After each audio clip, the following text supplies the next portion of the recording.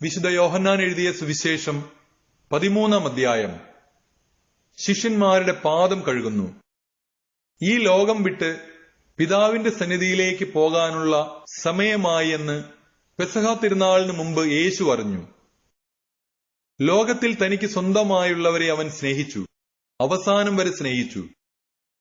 അത്താഴ സമയത്ത് പിശാച് ശിമയോന്റെ പുത്രനായ യൂദാസ് കറിയോത്തായുടെ മനസ്സിൽ യേശുവിനെ ഒറ്റിക്കൊടുക്കുവാൻ തോന്നിച്ചു. പിതാവ് സകലതും തന്റെ കരങ്ങളിൽ ഏൽപ്പിച്ചിരിക്കുന്നുവെന്നും താൻ ദൈവത്തിൽ നിന്ന് വരികയും ദൈവത്തിങ്കിലേക്ക് പോവുകയും ചെയ്യുന്നുവെന്നും യേശു അറിഞ്ഞു. അത്താഴത്തിനിടയിൽ അവൻ എഴുന്നേറ്റ് മേലങ്കി മാറ്റി ഒരു തൂവാലയെടുത്ത് അരയിൽ കെട്ടി. അനന്തരം ഒരു താലത്തിൽ വെള്ളമെടുത്ത് ശിഷ്യന്മാരുടെ പാദങ്ങൾ കഴുകാനും അരയിൽ ചുറ്റിയിരുന്ന തൂവാല കൊണ്ട് തുടയ്ക്കാനും തുടങ്ങി. അവൻ ശിമയോൻ പത്രോസിന്റെ അടുത്തെത്തി. പത്രോസ് അവനോട് ചോദിച്ചു, കർത്താവേ, നീ എന്റെ കാൽ കഴുകുകയോ? യേശു പറഞ്ഞു, ഞാൻ ചെയ്യുന്നതെന്തെന്ന് ഇപ്പോൾ നീ അറിയുന്നില്ല, എന്നാൽ പിന്നീട് അറിയും. പത്രോസ് പറഞ്ഞു, നീ ഒരിക്കലും എന്റെ പാദം കഴുകരുത്. യേശു പറഞ്ഞു, ഞാൻ നിന്നെ കഴുകുന്നില്ലെങ്കിൽ നിനക്ക് എന്നോടുകൂടെ പങ്കില്ല. ശിമയോൻ പത്രോസ് പറഞ്ഞു, കർത്താവേ, എങ്കിൽ എന്റെ പാദങ്ങൾ മാത്രമല്ല കരങ്ങളും ശിരസും കൂടി കഴുകണമേ. യേശു പ്രതിവചിച്ചു, കുളി കഴിഞ്ഞവന്റെ കാലുകൾ മാത്രമേ കഴുകേണ്ടതുള്ളൂ, അവൻ മുഴുവൻ ശുചിയായിരിക്കും.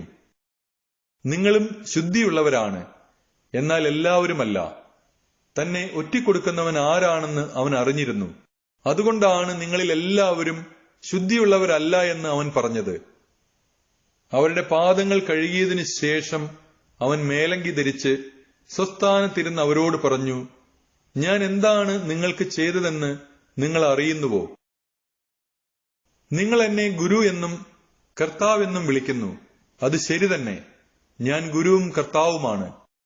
നിങ്ങളുടെ കർത്താവും ഗുരുവുമായ ഞാൻ നിങ്ങളുടെ പാദങ്ങൾ കഴുകിയെങ്കിൽ നിങ്ങളും പരസ്പരം പാദങ്ങൾ കഴുകണം. എന്തെന്നാൽ ഞാൻ നിങ്ങൾക്ക് ചെയ്തതുപോലെ നിങ്ങളും ചെയ്യേണ്ടതിന് ഞാൻ നിങ്ങൾക്കൊരു മാതൃക നൽകിയിരിക്കുന്നു.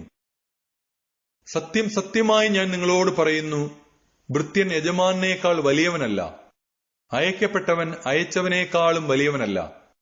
ഈ കാര്യങ്ങൾ അറിഞ്ഞ് നിങ്ങൾ ഇതനുസരിച്ച് പ്രവർത്തിച്ചാൽ അനുഗ്രഹീതർ. നിങ്ങൾ എല്ലാവരെയും കുറിച്ചല്ല ഞാനിത് പറയുന്നത്. ഞാൻ തിരഞ്ഞെടുത്തവരെ എനിക്കറിയാം.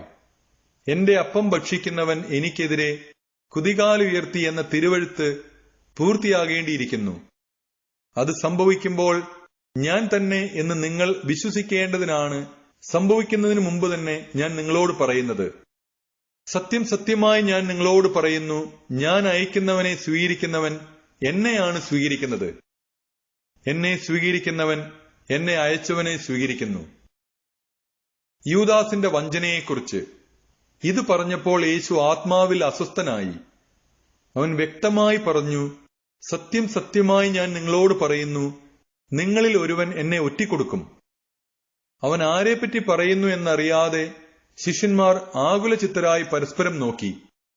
ശിഷ്യന്മാരിൽ യേശു സ്നേഹിച്ചിരുന്നവൻ അവന്റെ വക്ഷസിലേക്ക് ചാരിക്കിടന്നിരുന്നു.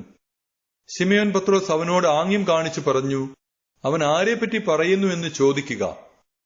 യേശുവിന്റെ വക്ഷസിൽ ചേർന്ന് കിടന്നുകൊണ്ട് അവൻ ചോദിച്ചു, കർത്താവേ, ആരാണത്? അവൻ പ്രതിവചിച്ചു, അപ്പക്കഷണം മുക്കി ഞാൻ ആർക്ക് കൊടുക്കുന്നുവോ അവൻ തന്നെ. അവൻ അപ്പക്കഷണം മുക്കി ശിമയോൻ സ്കറിയോത്തായുടെ മകൻ യൂദാസിന് കൊടുത്തു. അപ്പക്കഷണം സ്വീകരിച്ചതിനെ തുടർന്ന് സാത്താൻ അവനിൽ പ്രവേശിച്ചു. യേശു അവനോട് പറഞ്ഞു, നീ ചെയ്യാനിരിക്കുന്നത് വേഗം ചെയ്യുക. എന്നാൽ ഭക്ഷണത്തിനിരുന്നവരിൽ ആരും അവൻ ഇത് എന്തിനു പറഞ്ഞുവെന്ന് അറിഞ്ഞില്ല. പണസഞ്ചി യൂദാസിന്റെ പക്കലായിരുന്നതിനാൽ നമുക്ക് തിരുനാളിന് ആവശ്യമുള്ളത് വാങ്ങുക എന്നോ ദരിദ്രർക്ക് എന്തെങ്കിലും കൊടുക്കുക എന്നോ ആയിരിക്കാം യേശു അവനോട് ആവശ്യപ്പെട്ടതെന്ന് ചിലർ വിചാരിച്ചു. ആ അപ്പക്കഷണം സ്വീകരിച്ച ഉടനെ അവൻ പുറത്തുപോയി. അപ്പോൾ രാത്രിയായിരുന്നു. പുതിയ പ്രമാണം.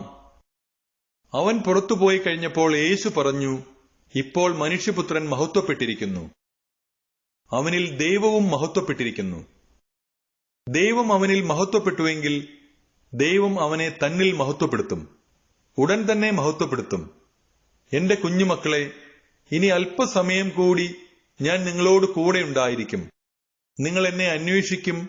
എന്നാൽ ഞാൻ യഹൂദരോട് പറഞ്ഞതുപോലെ ഇപ്പോൾ നിങ്ങളോടും പറയുന്നു, ഞാൻ പോകുന്നിടത്തേക്ക് വരാൻ നിങ്ങൾക്ക് കഴിയുകയില്ല. ഞാൻ പുതിയൊരു കൽപ്പന നിങ്ങൾക്ക് നൽകുന്നു. നിങ്ങൾ പരസ്പരം സ്നേഹിക്കുവിൻ. ഞാൻ നിങ്ങളെ സ്നേഹിച്ചതുപോലെ നിങ്ങളും പരസ്പരം സ്നേഹിക്കുവിൻ. നിങ്ങൾക്ക് പരസ്പരം സ്നേഹമുണ്ടെങ്കിൽ നിങ്ങൾ എന്റെ ശിഷ്യന്മാരാണെന്ന് അതുമൂലം എല്ലാവരും അറിയും. പത്രോസ് ഗുരുവിനെ നിഷേധിക്കും. ശിമയോൻ പത്രോസ് ചോദിച്ചു, കർത്താവേ, നീ എവിടേക്ക് പോകുന്നു? യേശു പ്രതിവചിച്ചു, ഞാൻ പോകുന്നിടത്തേക്ക് ഇപ്പോൾ എന്നെ അനുഗമിക്കാൻ നിനക്ക് കഴിയുകയില്ല. എന്നാൽ പിന്നീട് നീ അനുഗമിക്കും. പത്രോസ് പറഞ്ഞു, കർത്താവേ, ഇപ്പോൾ തന്നെ നിന്നെ അനുഗമിക്കാൻ എനിക്ക് കഴിയാത്തത് എന്തുകൊണ്ട്? നിനക്ക് വേണ്ടി എന്റെ ജീവൻ ഞാൻ ത്യജിക്കും. യേശു പ്രതിവചിച്ചു, നീ എനിക്ക് വേണ്ടി ജീവൻ ത്യജിക്കുമെന്നോ? സത്യം സത്യമായി ഞാൻ നിന്നോട് പറയുന്നു, നീ എന്നെ 3 പ്രാവശ്യം തള്ളിപ്പറയുന്നതുവരെ കോഴി കൂവുകയില്ല.